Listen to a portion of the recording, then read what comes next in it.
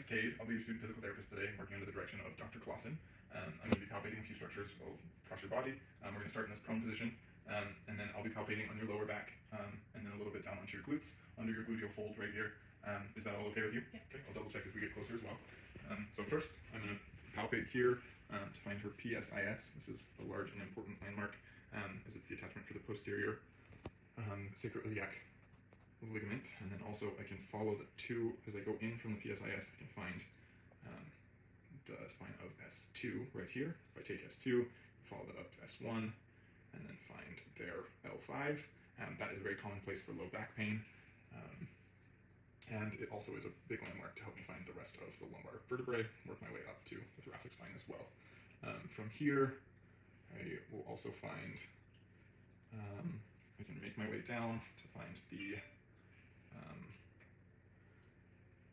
lateral border of the sacrum, or and then also the inferior lateral angle of the sacrum as I work my way down here into the center there. This is also important as a large structure that allows me to find a few other things, and also is the attachment point for the other attachment point for the posterior sacroiliac ligament and the sacrotuberous ligament.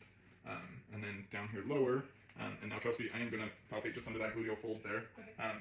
Is that okay with you? Yeah. Okay, great. I'm going to use my hand here to find her ischial tuberosity, and that there is the attachment point for the hamstrings, and it is also an important landmark as it is an attachment for the sacrotuberous ligament. And then finally here, I'm going to work my way around from sort of the anterior side to find the 10th rib, work my way down, find the 11th, and then here I can find the 12th rib as I go deeper.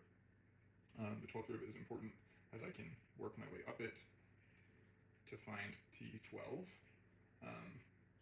and then it is also important as it is the attachment for the QL, or quadratus lumbar. Hey, now Kelsey, now that I have you in this supine position, I'm going to be palpating again along your pelvis in the front. Is that okay? Mm-hmm. Okay, great. I'm going to look here for first for ASIS, which is right here. This is important as it's the attachment for two of the borders of the femoral triangle, which are sartorius, and also the inguinal ligament also attaches here.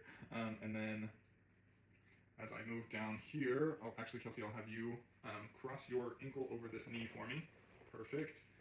And then will you just pull your pants up just a little bit for me, and then go ahead and place your hand there as a barrier for me. Perfect. And then in order to have the borders kind of pop out for me a little bit, I'm going to put some pressure here. Will you resist my hand? Perfect. And as we can see here, so sartorius runs down, and then adductor longus as well, and then the inguinal ligament right there acts as the top border of that femoral triangle. This is important as I can find a femoral pulse right there. It's also where the femoral vein and femoral nerve run. All right, Kelsey, go ahead and just relax. Perfect, thank you. Now I'm going to have you actually roll over on your side away from me. Thank you. And here I'm going to palpate and find the greater trochanter, which is right up here at the top. And this is important as it is an insertion for the deep six. It is also a place where there's referred pain from the pelvis, lower hips and back. Can all be centered around this area right here. All right, Kelsey, go ahead and roll back onto your back for me. Great. And now I'm actually going to also come around to the other side here. Excuse me. Thank you, Paige.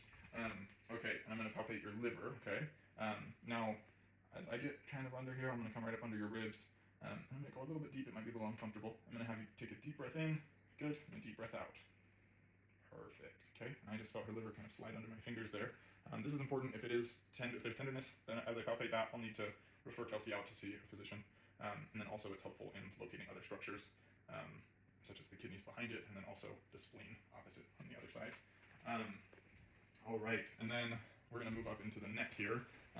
If you're okay with it, Kelsey, I'm just going to support your head here, kind of remove this pillow so that Paige can see what we're doing. Okay, and then I'm going to come right up here under the occipital bone, and that first vertebrae that I fall off onto is C2. That's important as the first vertebrae, obviously, and then I can use that to find the rest of the cervical spine. As I work my way out, I can find also the articular pillars on either side here. I can feel them there, and that is where the and then I can also work my way out further and find the spinous process. Articular pillars and the facet joints are further out from there. Just between or along the articular pillars, though, is where the paraspinal muscles or the cervical paraspinal muscles run.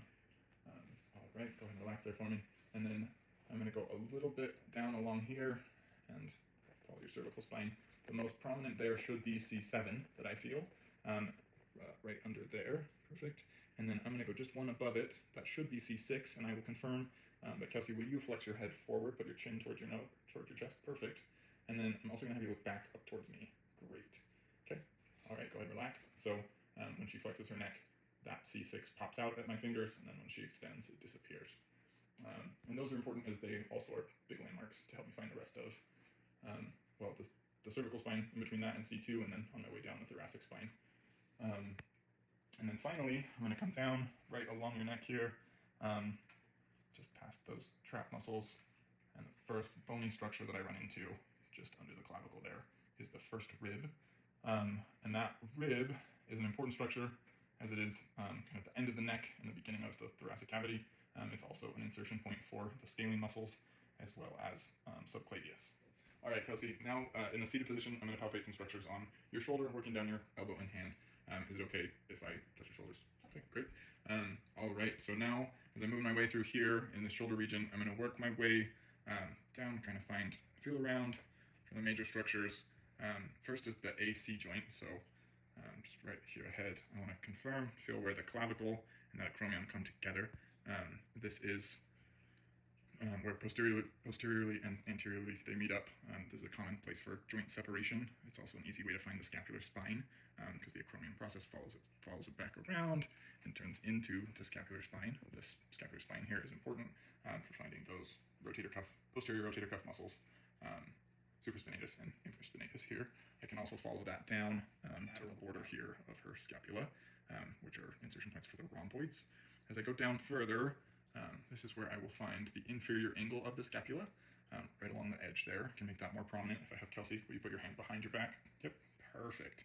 That really sticks it out there well. Okay, go ahead and relax. That's important as it kind of allows me to follow that angle along the scapula, find a few more landmarks. It also is the origin of teres major, which will help me find also teres minor.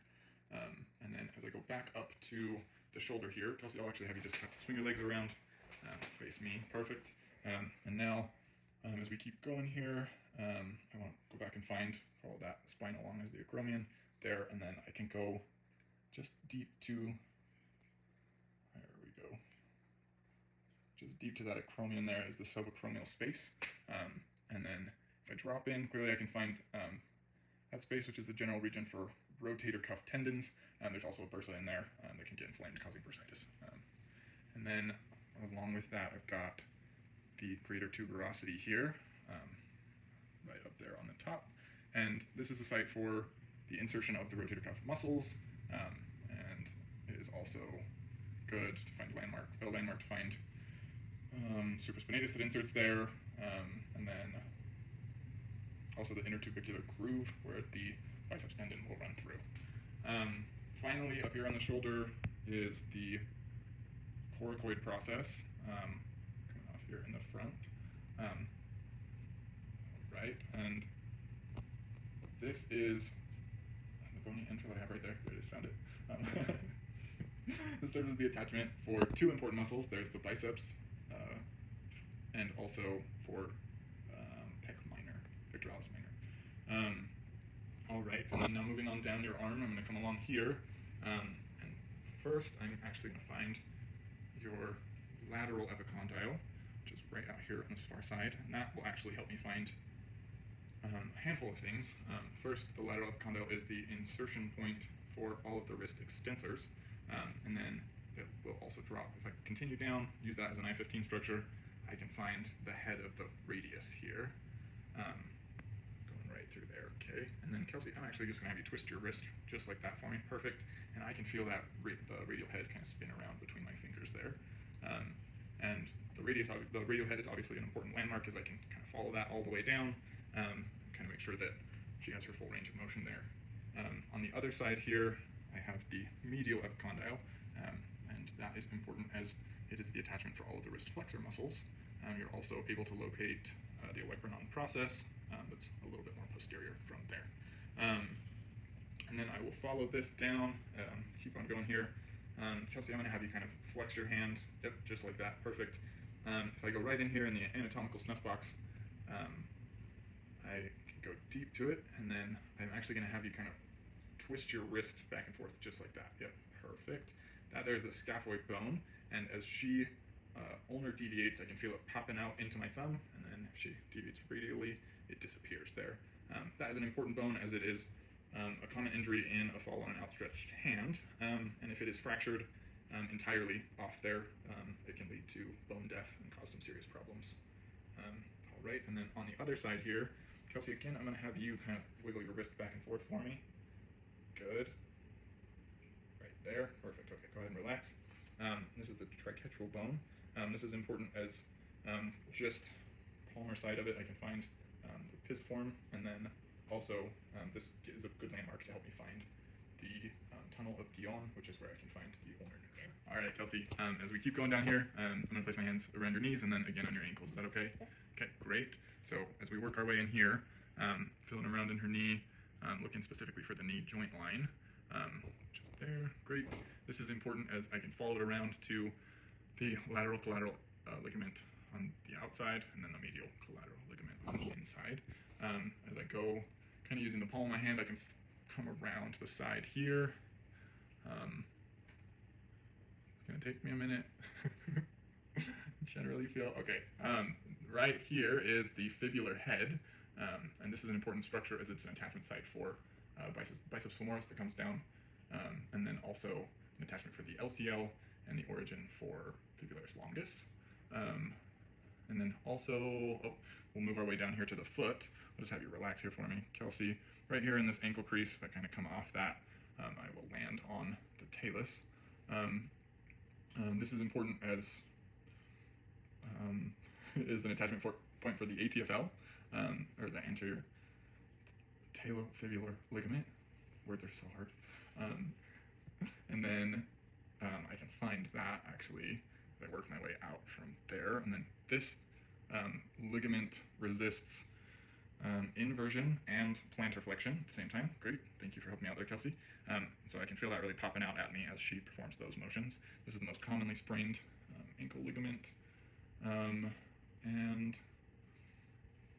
where else should we go? Oh, the navicular tuberosity. So as I work my way down, just beyond the talus here, there's a kind of a pretty prominent bump here. And I can feel it on the plantar side of her foot as well. I'm going to get my fingers around that and can squeeze the navicular bone there. This tuberosity is important as it's an attachment point for the spring ligament from up in the ankle, and then also down here underneath the posterior surface is the attachment point for the tibialis posterior. And then finally, right out here on the lateral side, I'm going to follow this, the fifth metatarsal here, down along till the end there. There's a pretty prominent bony landmark there at the base. And that is specifically called the styloid process. This is the insertion of the two fibularis muscles that come down the lateral side, and it's also an easy way to find the cuboid bone if I just move lateral from it.